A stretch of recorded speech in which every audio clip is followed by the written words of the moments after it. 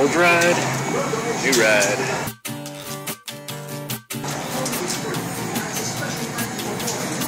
Just purchased, pumping some gas in there. This thing is a beast, man. Look at this. That's the new ride. That's the old ride, a lot smaller. So I just paid about, with taxes and everything, it was like $12,200 out the door. It's a 4.8 liter, 2500 model of the GMC, or it's not the GMC, it's the Chevy Express. 4.8 liters, so it's considered the gas saver, but with an upgraded body, I guess, heavier duty transmission, so that I can do some towing and whatnot. So there you go. It's my new ride.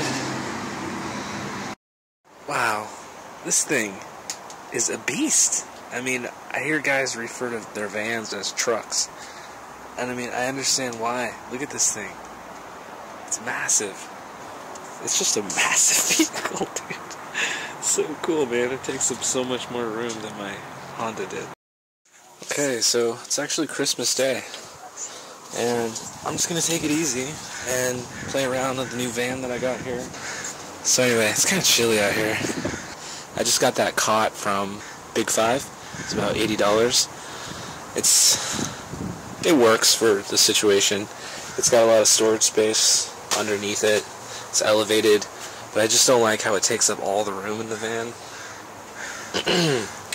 So, of course, I'm going to take out some of these. I might take out just one of these shelves. I'm not sure yet. I just like reclaim a little bit of room in here to move around at least, you know. So what I'm going to do right now is I'm going to remove this divider. I've got this steel security cage in between. Unfortunately, my model didn't come with the handle. So maybe I can install that later, switch this out for like a door model, but what I'm going to do right now is just remove it. It's just screws and a socket wrench that I'll need to remove that, so that's what I'm going to do right now. Van was a fleet van at one time, and he gave me the name of the company, but I forget what it was. I wrote it down, but you can see a piece of tape that says, it says do not accept if the package is opened. Looks like that's some like packing tape, so this is probably like a delivery truck or something like that. Oh yes, and I got it out. There we go. There's the van over here. And then check out this dude, his setup here. It's got a solar panel on the top.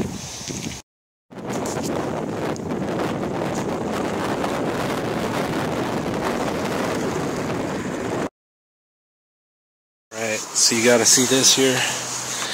I had this brilliant idea to move this chair that's been... Oh, damn it, the lighting is so shitty. To move this chair that has been sitting... I'm going to try and do a strobe effect so maybe you can see it.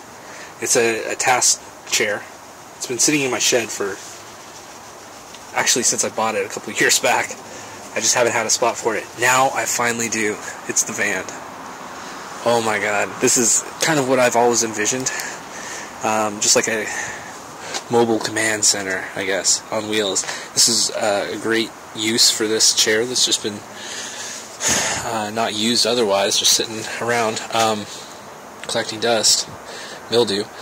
And so now I've got it in here, and it's a really tight fit. I'm going to get rid of this cot that's in here, of course. And then I've got to move these shelves that are here. Man, the lighting is so bad. I'm gonna have to work on that. I've got my LED strips that I could put in here, and I just got a battery in here too. I moved my deep cycle battery that was also just sitting there because it was replaced by 2 AGM batteries, and I've actually got 2 of these lead acid batteries, just Walmart batteries, nothing fancy. But anyway, I got that powered. I got it hooked up to an inverter there. And anyway, I could hook up my LED lights to that. And the plan is to move some of these shelves. I think the placement of these is kind of weird, and I think I'm going to take at least 2 of these out and maybe reposition them, because this bed has to go on this far wall here. It can't go here because of this like step thing. So I think I'll take both of these out. and actually remove this one because it's got some odd shelf cabinet units or whatever that just don't seem very usable. So I'm thinking just maybe move this one over to this side and then put the bed up against the corner over there, and eventually replace this bed because I'm only 5'7", I don't need something that long. And I might actually look into just going, what do you call that, like horizontal, sideways, wall to wall, head to toe. And I'm 5'7", so I think I can fit in there and lay diagonally if I can. And anyway, that'll free up a lot more space over here. And I'm going to put a desk right over here in the corner. And anyway, this chair right here, it's this task chair, is so comfortable. This is about an $800 chair. These were big during the .com era. They're Herman Miller Arion chairs, and they're just like infinitely adjustable. Well, not infinitely, but they have like 8 different adjustments or so, and they're expensive, but they're really, really comfortable. You can sit in them a long period of time, and yeah, I'm going to try this video again when I get more light, but I just wanted to share my excitement, I guess. Why do I make these videos? Because I remember watching these kind of videos and I really enjoyed them. So I'm going to do the same. Share with other people. Give back to the community. And it's Christmas right now, and I've got no family, and I'm just feeling kind of like down, you know, this Christmas here, and real lonely. And at least I've got my van. You know, my van is kind of like represents where I'm at in my life, just kind of mobile, not tied to anything. My whole life is on wheels. Now that I've got this van, it's a little bit more freedom, but of course I've got this, you know, the RV, and I'm not really tied down to anything. No relationships that are serious, and yeah, I'm hurting.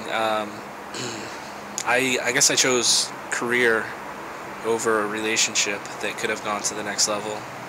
And I didn't move back to Washington. I chose to just work a few more months and get some arbitrary number in my bank account, more than I already had. And I've exceeded that goal. But this job is just like sucking my soul away.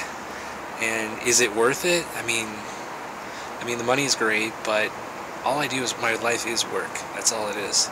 It's work and home, and I just don't have time for much else. And maybe I do have time, I'm just such a homebody, I guess, or something. Just don't get out. Anyway, this van is like represents me perfectly where I am in life, and it gives me a little bit of joy, and this is like my happiness right now, having this van and thinking about all the possibilities in the future.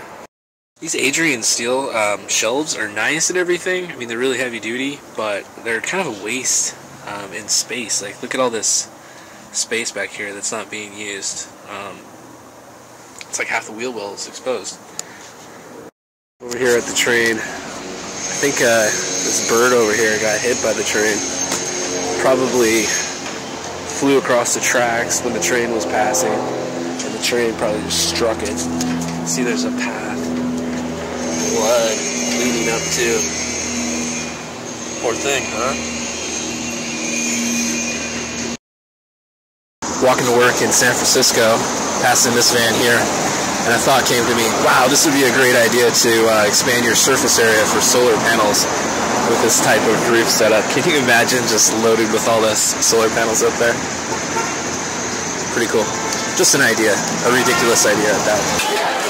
And I ordered something that's kind of silly on the menu here. It's called the Jiffy Burger.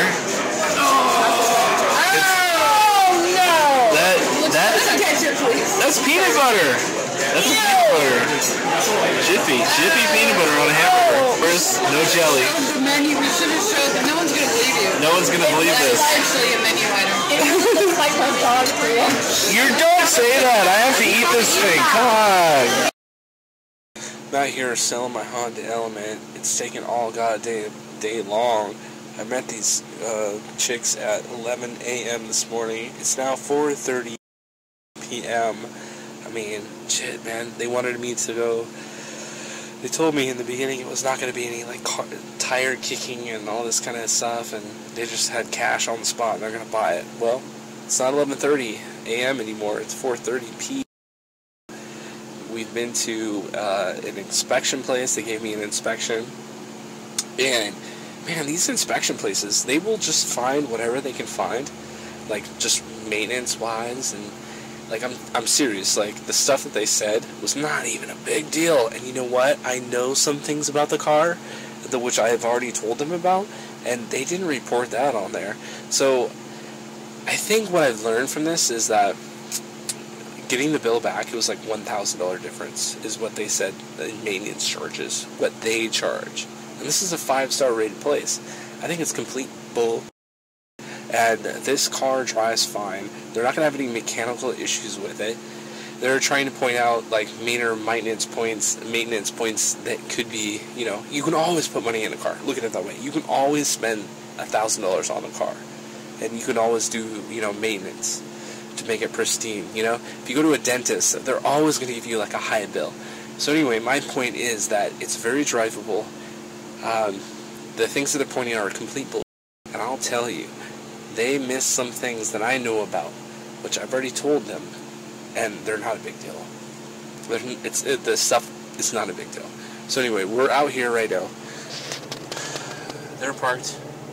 That's where we are. That's the Honda Element in my new van, and they're parked right in front of, and they're filling out their paperwork right now. And right now we're trying to figure out what we need to do in order to sell this thing. We know that the state of California puts a 10% tax on every used car sale, and to me that sounds criminal. I mean, when you sell a car, the second time you sell it and they charge tax, the third time you sell it they charge 10% tax, fourth and fifth time they're charging 10% tax. That's the only goods and items exchange that I know of in our economy that can be taxed every time they're sold. I guess a house falls into that as well. Cars are depreciating the asset, man. You know, you don't go to like a department store. You know, you pay the tax at that point, the sales tax, but you don't pay that to like sell your used clothes or whatever. So I'm not sure why they include cars or houses as one of those things you have to add tax to. It might just be because, you know, it's a high dollar value and they know that they can get taxed, and that's why they selectively tax these things. This is the problem that I have with the society that we live in right now, is we are slaves. We are the cattle, and we get taxed for even just selling used items to each other, where the government doesn't step in, has no participation in.